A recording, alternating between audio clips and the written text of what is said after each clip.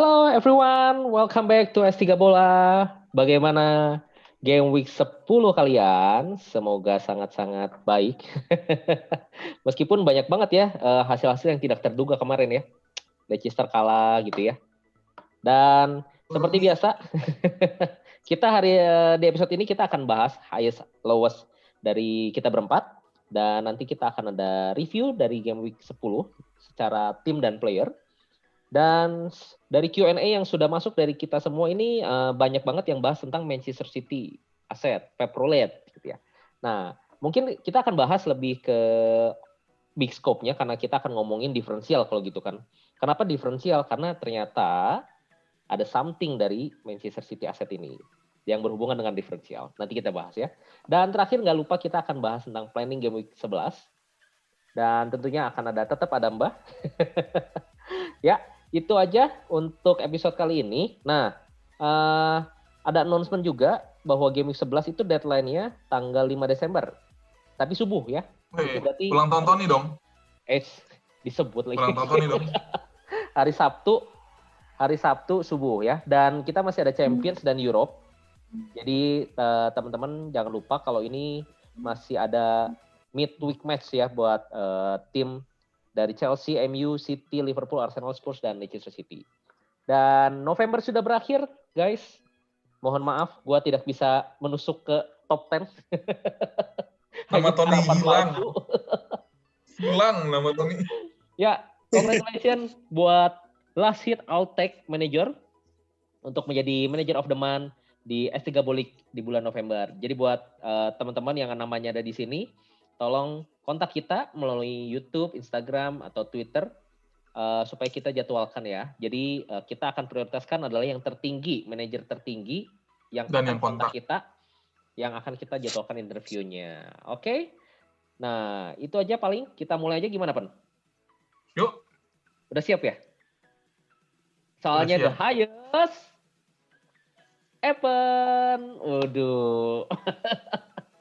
Sok, Pen, gimana, Pen?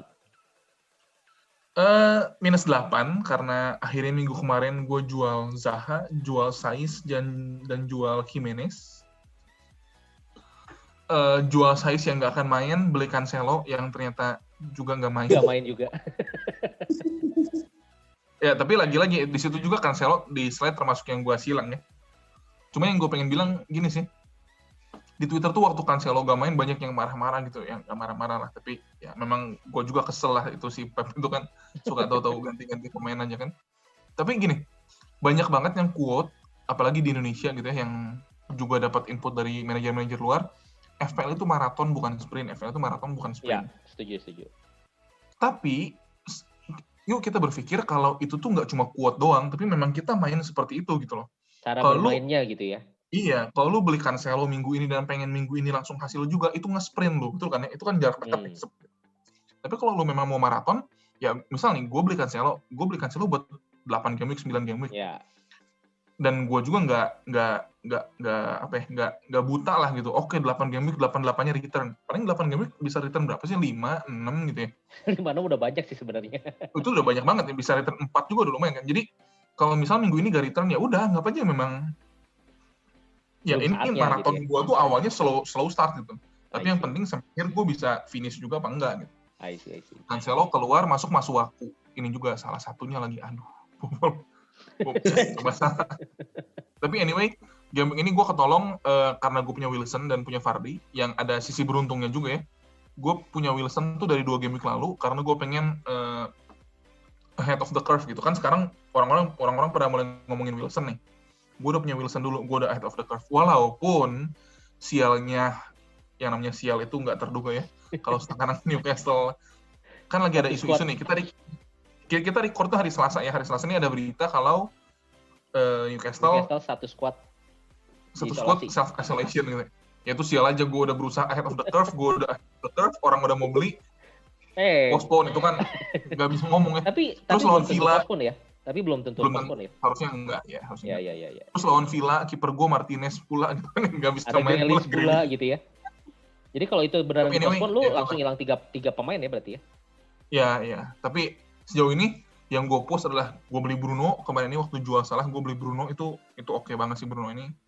gue beli Jota, minggu lalu minus, termasuk part minus 4 gue, jual Zaha, gak main, 0 poin, beli Jota, 9 poin, oke. Gue jual Jimenez, minus lagi, jadi minus 8. Ya, gue gak senang juga kalau Jimenez kemarin cedera ya, tapi ya. Dan Jimenez congratulations ya, Pen ya.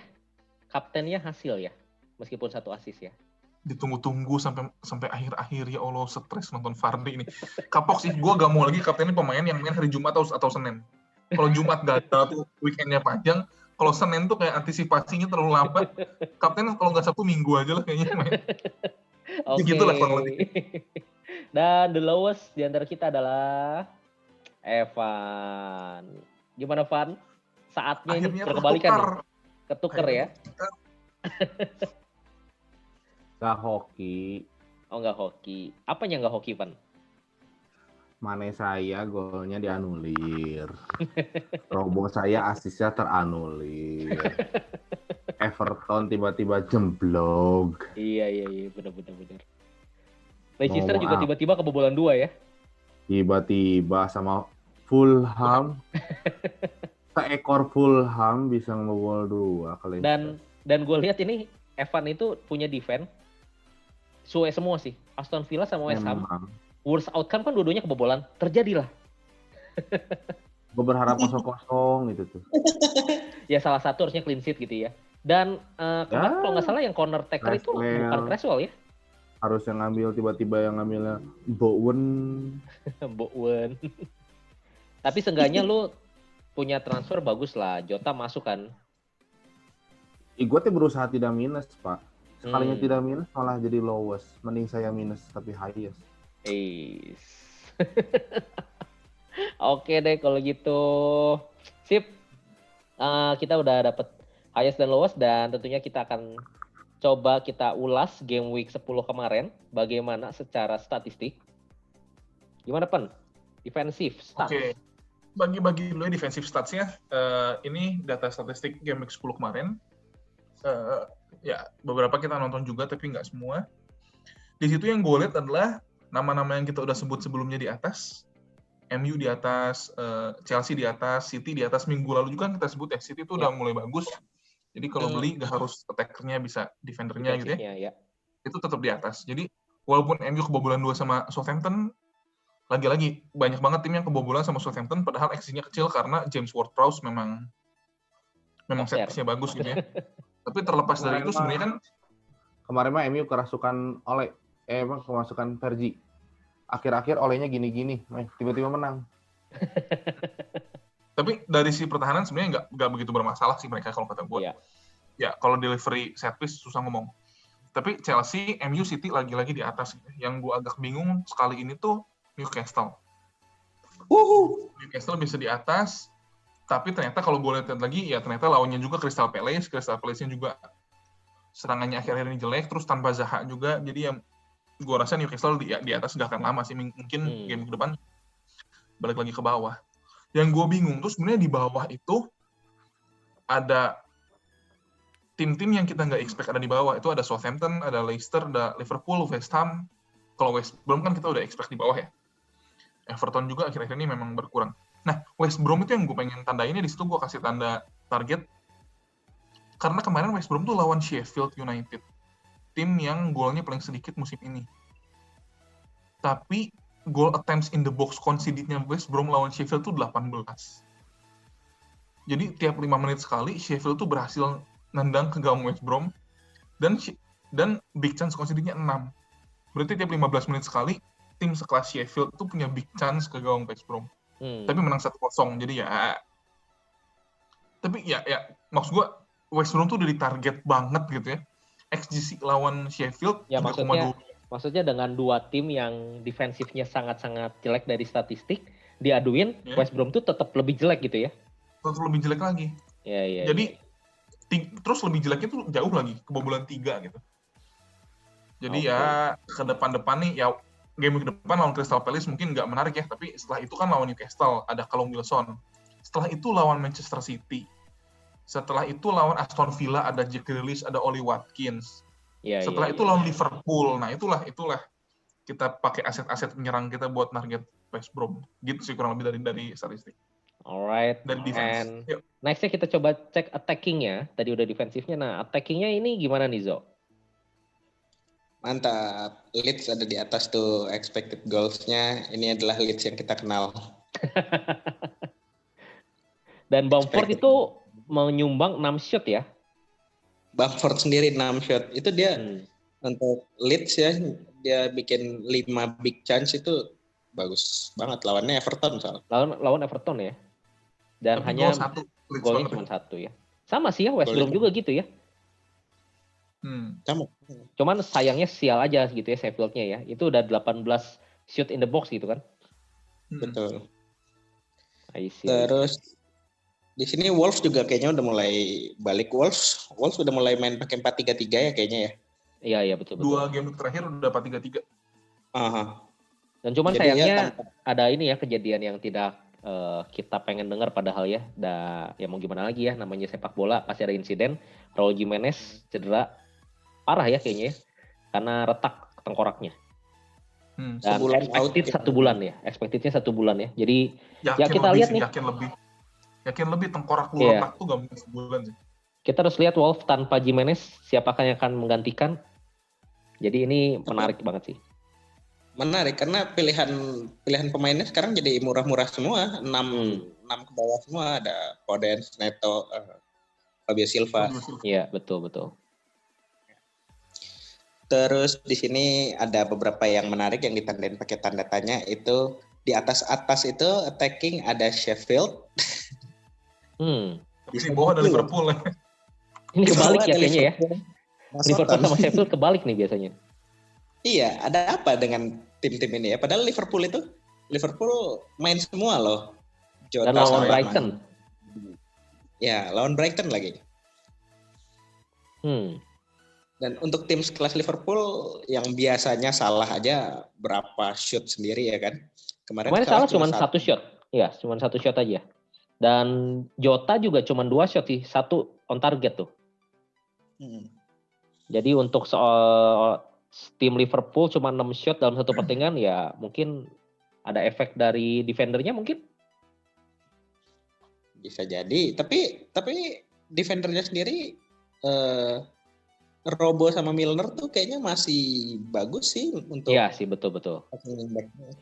Tapi ya kalau dilihat dari touch. Ya lagi off day aja kali ya, Tapi dari touch mereka, Robo itu terbanyak di Liverpool dengan 119 touch dalam 1 pertandingan. Keduanya Milner 85. Itu 2 orang itu kayaknya ngalirin bola dari samping terus, dari sayap aja ya. Tapi nggak jadi shot gitu. Iya.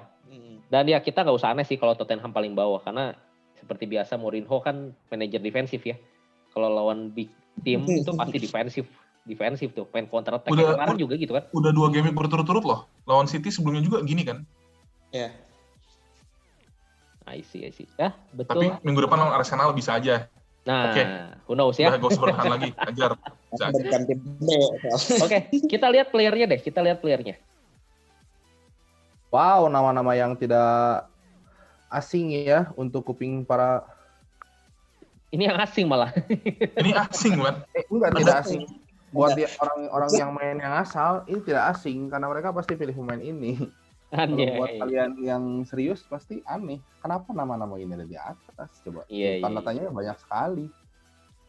Jauh banget kan yang berubah itu XG-nya ya. Expected XG-nya itu cuma ada berdasarkan 1. XG. Kemarin kita cuma ada 4 ya. Yang di atas 1, iya. Yang di atas 1 tuh ada 4 minggu kemarin. Udah Minggu ini turun, cuma 1. sekarang turun lagi jadi cuma ada 1 nama, Watkins. Dan gagal golnya. Kalau Bruno udah nggak aneh, ya. Kalau Bruno udah nggak aneh, cuman yang kalian bisa perhatikan kalau Bruno itu makin sering masuk kotak penalti. Shootnya makin banyak ya, kelihatan dari shootnya. Dan golnya pun juga Cavani yang crossing tuh. Rotasinya mungkin kita harus sering-sering nonton juga sih ini. Aset MU kayaknya lumayan banyak nih. Cavani main nyamping, crossing bola, kan harusnya Cavani yang terima ya biasanya. Iya, tukeran ini jadinya. Balik. Yang aneh-aneh ya ini aja nih Harrison, Cavaleiro, Lukman, McBurney. Ya, ada 3 pemain Sheffield di top berapa tuh? Top 12 di atas ada 3 pemain Sheffield, coy. Kapan lagi nih terjadi? Tapi nggak ada gol. Iya kan? Ya. Sejelek apa West Brom itu berarti ya? Sejelek apa West Brom itu? Sampai 3 orang ini bisa naik ke atas tuh jelek banget berarti West Brom. Dari defensifnya ya. I see. Van ada pilihan Mbah Van di situ. Van gue lihat Van ada nama Mahmud Trezeguet Van. Trezeguet ya. Shootnya banyak, XG-nya bagus Van. Gua aja berarti ya. Gua tidak mengikuti pilihan Mbah sih kemarin. Gua tidak memilih untuk tidak mengikuti. Cuman bijak juga. Cuman so far bagus sih. Lu lihat Trezeguet shoot 3, inside the box 3. Cuman yang memang nggak hoki aja si. Lu kalau lihat peluang si Trezeguet itu big chance yang aduh. Iya lu tinggal towel gitu, tinggal sentil gitu ya masuk gitu kan. Itu kalau masuk lu yang nendang masuk Pan. Aduh. Yang aneh ya bawah itu tuh lihat tuh Callum Wilson, ada Rashford. Yang biasanya di atas ya namanya ya, sekarang malah di bawah ya. DCL. Aduh, ini Vardy kasihan. Saya turut berduka dulu sama Evan ya, -8 demi Vardy tapi ada di bawah. Berharap player attacking, berarti kan player attacking itu berharapnya golnya yang tinggi, XG-nya gitu. XA-nya ternyata yang naik. Ya lumayan lah, nggak blank kapten seenggaknya walaupun cuma 5 ya. Kalau Cavani pemain baru sih, jadi gue pikir wajar lah masih ada di bawah situ, belum terlihat tajinya kan. Setuju. Ya yang aneh Vardy di DCL sama Wilson sih. I see. Oke deh, ini player attacking. Kita lanjut ke Q&A. Jadi kita ada nih Q&A bahas aset City apa nih ya?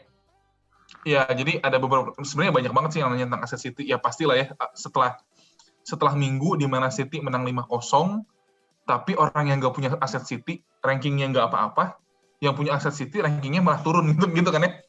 Si Zo ini punya Sterling tapi rankingnya turun, padahal City menang 5-0 itu contohnya gitu. Elling Zo, bukan Sterling, Elling.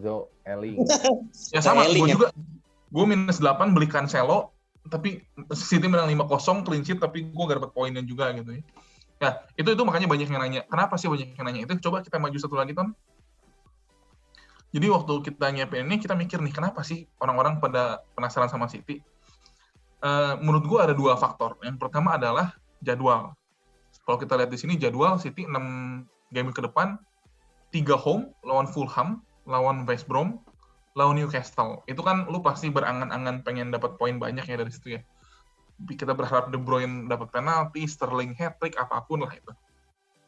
Terus ada faktor kedua yang menurut gue lebih penting, yaitu musim ini, kalau lu punya pemain City, lu tuh punya pembeda. Pemain City tuh jadi pembeda. Biasanya musim-musim sebelumnya nggak begini nih. Ini gue ambil dari livefpl.net, ownership pemain City, itu ada 2 kolom ya. Kolom angka yang sebelah kiri itu selected by, ownership-nya berapa. Yang sebelah kanan itu effective ownership, overall ya. Jadi yang sebelah kiri overall ownership, yang sebelah kanan effective ownership. Kalau dilihat, pemain City yang effective ownership-nya di atas 10%, cuma 1, De Bruyne. Gitu. Jadi, waktu pemain City menang 5-0, gue liat De Bruyne 2 assist, gue tuh udah, ranking gue turun. Setelah gue ke live FPL.net, enggak, ranking gue gak turun, itu malah naik, walaupun gue gak punya De Bruyne gitu ya. Walaupun gue punya Cancelo yang gak main. Nah, ini terjadi karena City ini ternyata bukan shield lagi, tapi pembeda. I see. Nah, jadi menarik nih, di sini Tony mau ngebahas nih, emang pembeda, kok bisa sih City jadi pembeda, terus ada apa pembeda gitu. Betul. Karena banyak banget, kemarin sebenarnya kita udah sempat bahas gitu kan, gue sempat bahas tentang pemerataan player ya, karena salah dijual gitu ya, untuk ke Bruno atau kemana. Dan itu pengaruh. Kenapa? Karena kita ngomongin sekarang diferensial. Tapi sebelum kita ngomongin siapa pemain City yang akan menjadi diferensial pick kita perlu tahu dulu gitu ya, apa sih sebenarnya diferensial itu gitu kan. Nah ini sebenarnya kita udah bahas banget di PDP series gitu ya. Jadi teman-teman yang memang belum tahu ataupun lagi cari-cari diferensial, tolong pastikan diferensial kalian itu bukan cuma nge-score, tapi harus meng-outscore atau punya skornya lebih daripada yang bukan diferensial, yang biasa kita sebut shield gitu ya, atau template player, benar nggak sih? Jadi kalau misalnya kayak kemarin nih, oke, Ken dijual gitu ya, mau beli siapa diferensialnya gitu ya. Kalau udah mau belinya Wilson, oke banget, karena udah meng-outscore gitu. Tapi kalau misalnya belinya sama aja, Watkins itu udah bukan diferensial, Watkins aja 0 gitu kan. Nah, jadi jangan cuma mencoba untuk jadi beda diferensial, nggak cuma jadi bagus juga, tapi harus apa ya, bagus dan different gitu. Nah itu baru kita ngomong diferensial gitu ya. Nah, ini last season ya, musim kemarin template kita itu banyak banget.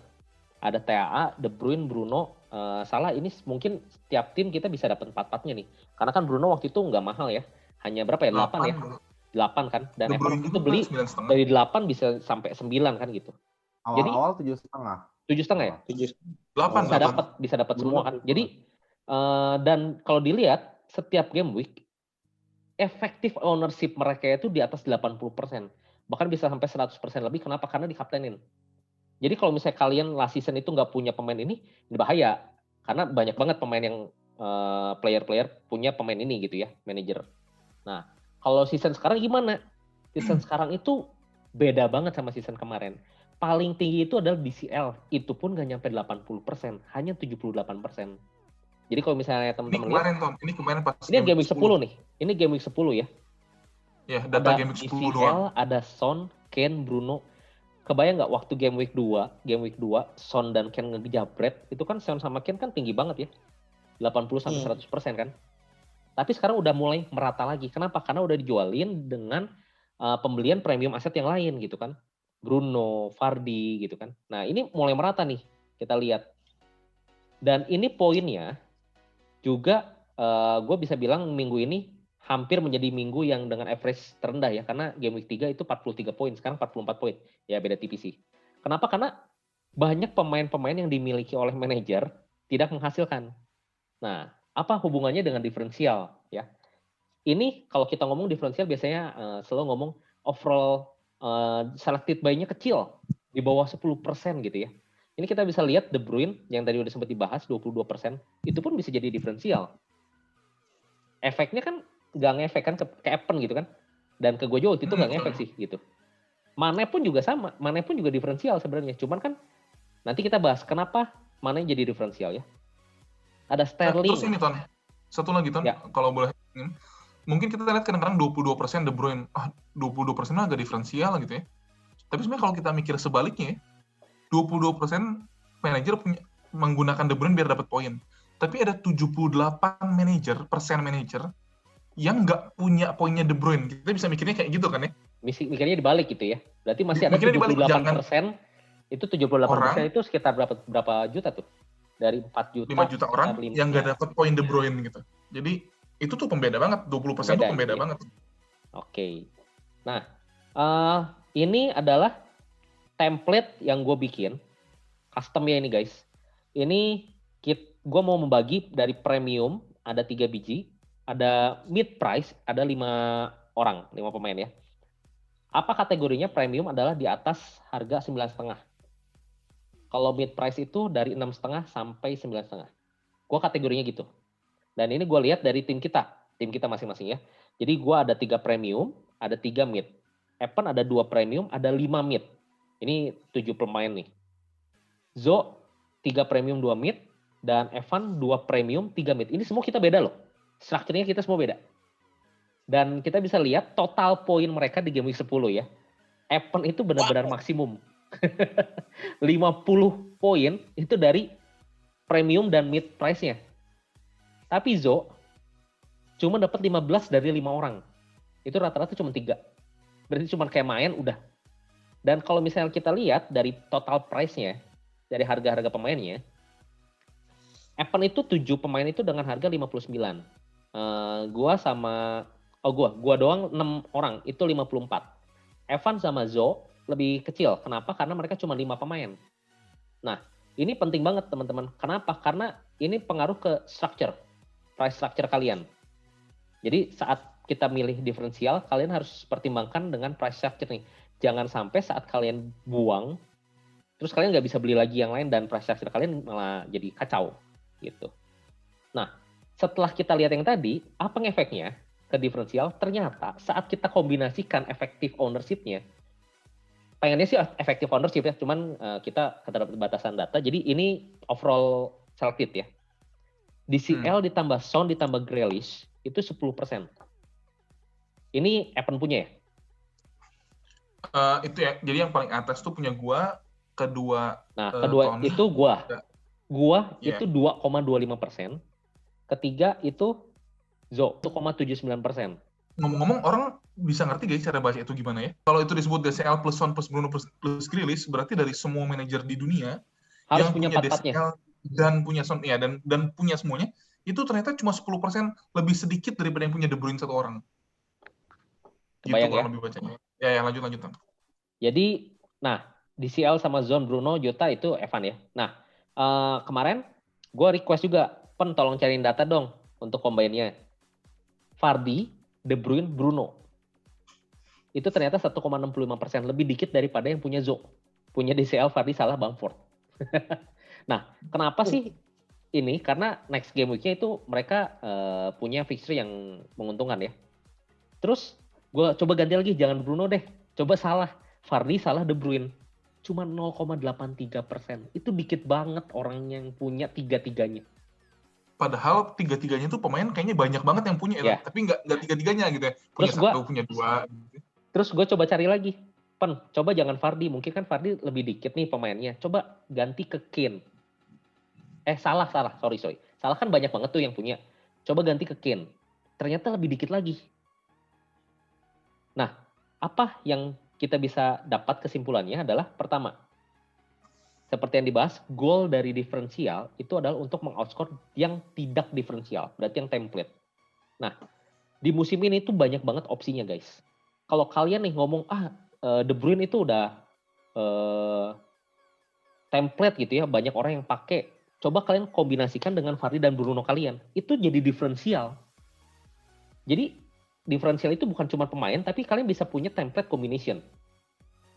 Gitu. Apalagi kalau tiga-tiganya hasil, udah pasti kalian naik lah gitu. Itu jamin gitu. Tapi balik lagi, kita nggak bisa punya semua kan.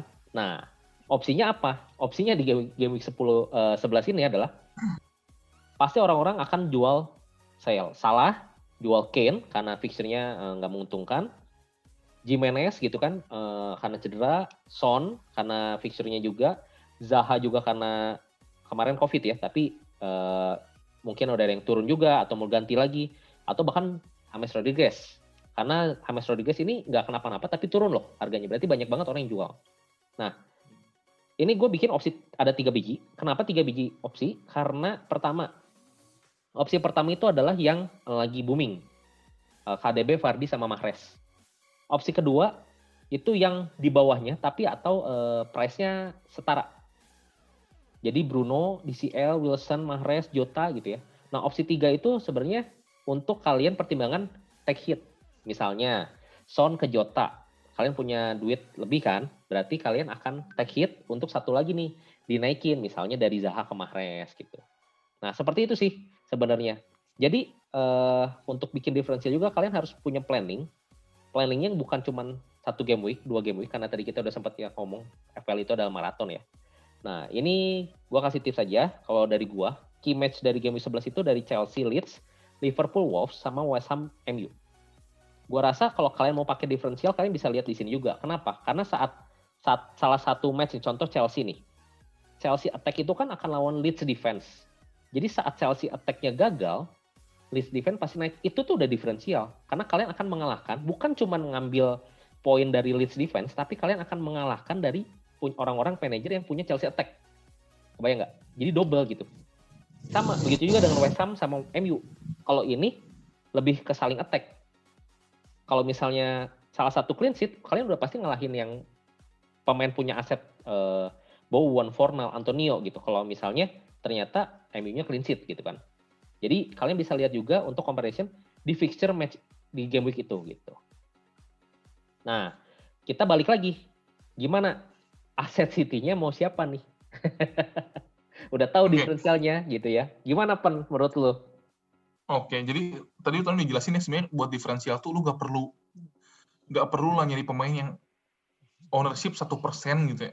Lu punya pemain umum aja, lu bisa kombinasi itu tuh bisa ownership-nya kecil banget. Udah bisa jadi diferensial gitu ya? Iya, nggak perlu yang aneh-aneh banget. Ya itu sesuai sama cara gue main. Cara orang lain main bisa beda-beda sendiri gitu ya. Tapi di sini buat kita milih City, gue punya 5 nama gelandang City tuh, De Bruyne, Sterling, Mahrez, Ferran Torres sama Foden. Terus gue punya datanya di sana.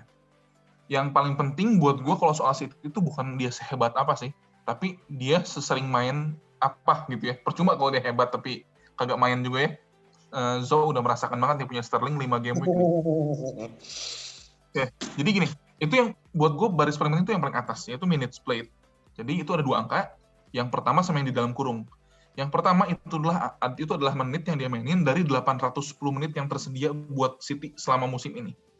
Jadi kalau kita lihat di situ, yang paling sering main De Bruyne, cuma beda 12 menit Sterling, terus Mahrez, terus Foden, terus Ferran Torres. Kalau lihat dari sini sebenarnya kayaknya Ferran Torres tuh jangan dipilih karena mainnya paling sedikit ya. Tapi ada angka di dalam kurung. Itu adalah menit bermain dia 4 pertandingan terakhir dari 360 menit. Nah, dari 4 pertandingan terakhir, justru Ferran Torres ini yang paling sering kedua main ya. Iya, betul. Setelah De Bruyne gitu. Malah Sterling turun kedua paling bawah gitu ya. Jadi kalau kata gue, kalau memang lu pengen pemain City, bukan dengan tujuan pembeda ya, gue juga pengen City lawan Fulham kok game week 11 gitu ya. Tapi untuk pemain City, itu lebih baik De Bruyne atau enggak sama sekali. Buat gue sih gitu ya. Karena yang lu cari menitnya dulu. Kalau soal udah main gimana, siapapun pemain City yang lu beli, itu pasti bisa hasil kok. Lu beli pemain City, Ferran Torres, lu beli Phil Foden, mereka semua punya selling point yang tinggi dengan sistem bermain City yang nyerang kayak begitu dan ngelawan Fulham. Betul. Jadi buat gue pertimbangan utamanya yang penting menit dulu.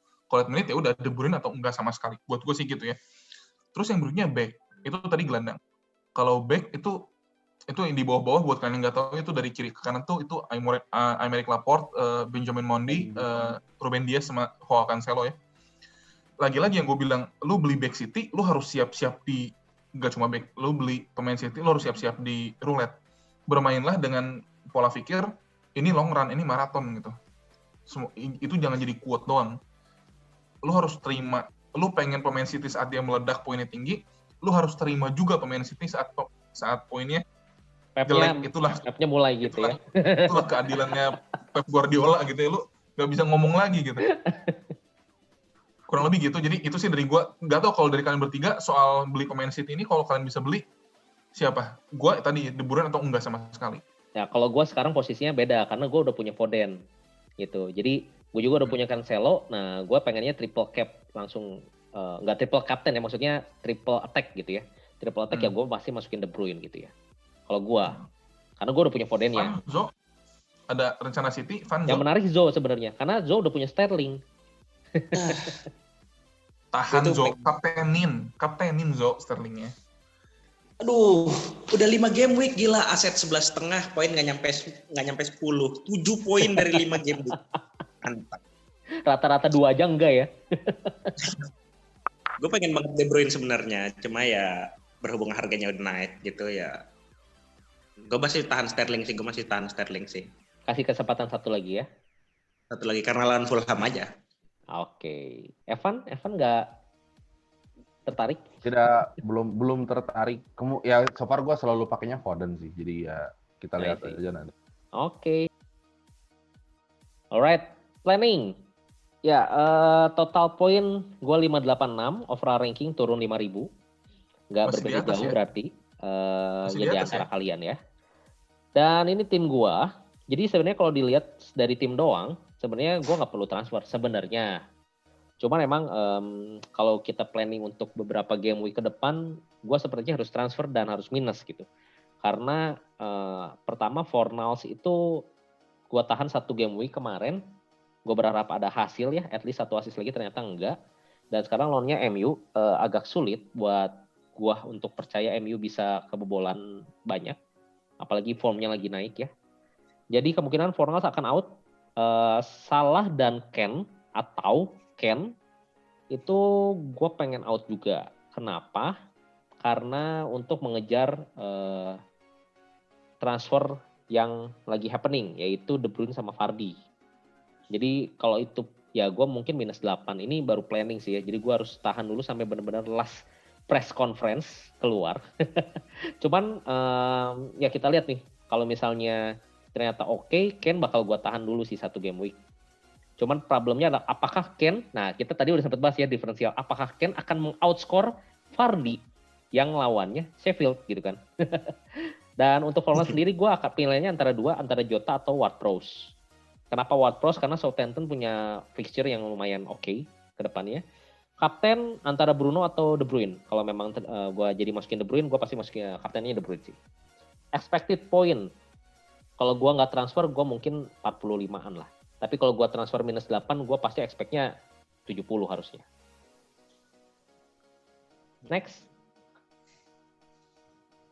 Astaga. Ton, bukan sama Zo lagi sekarang ya, udah disusul ya Zo ya, sesuai yang gue omongin di beberapa episode sebelumnya. Game Week 10, Game Week 11 gue susul.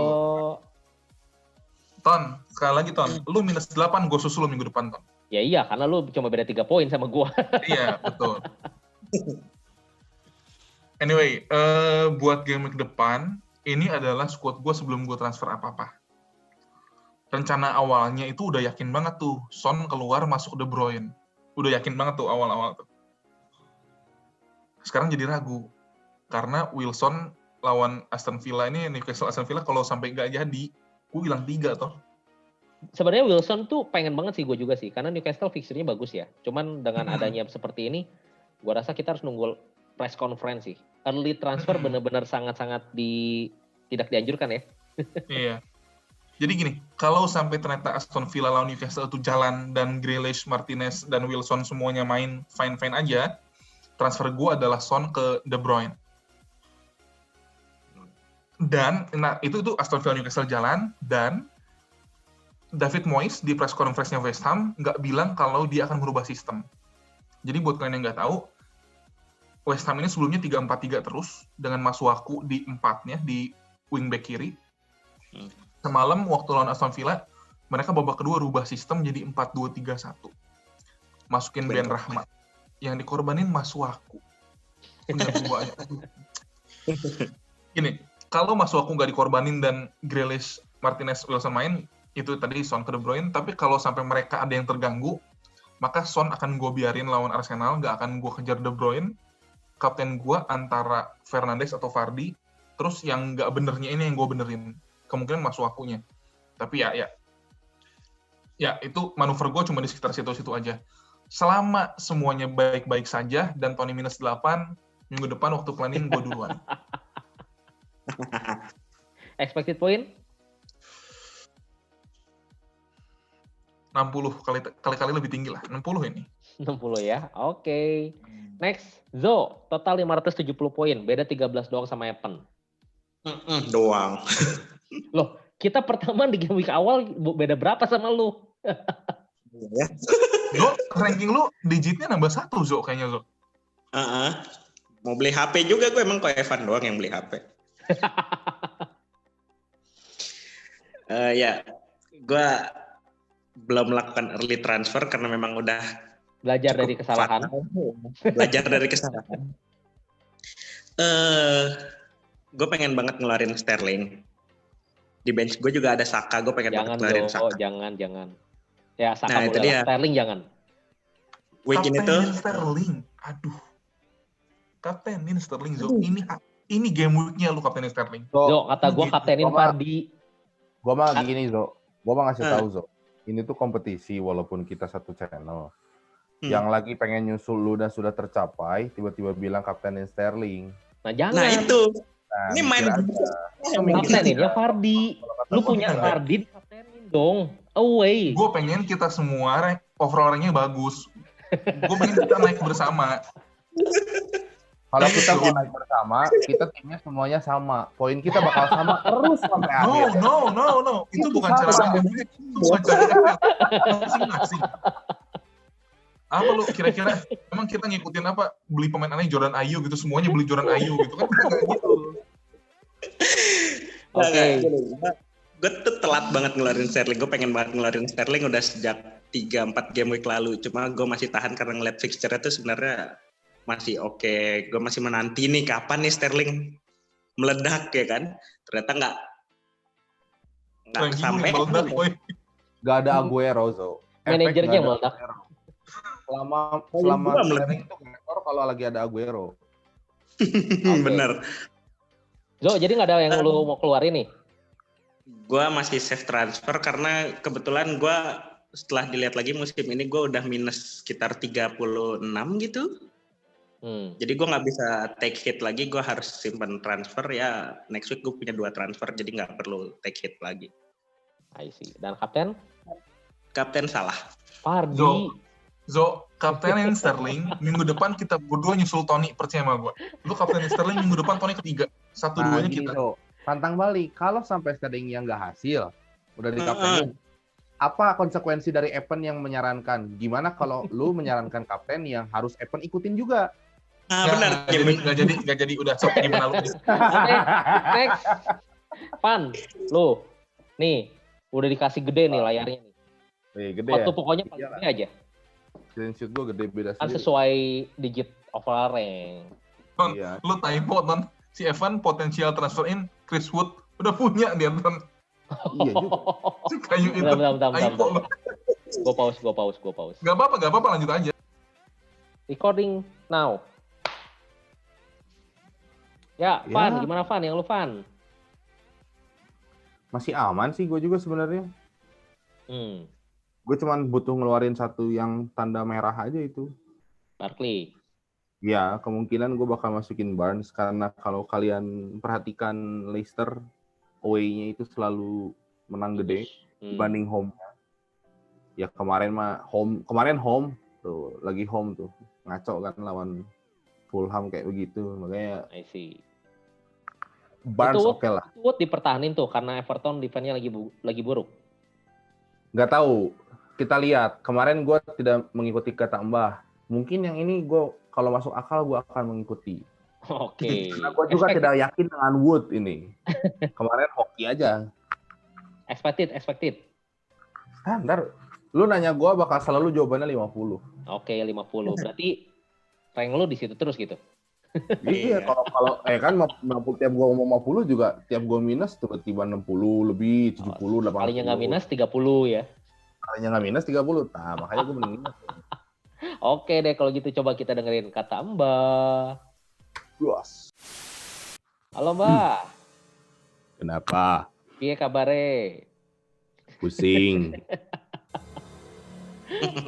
Kemarin Trezeguet. Hampir.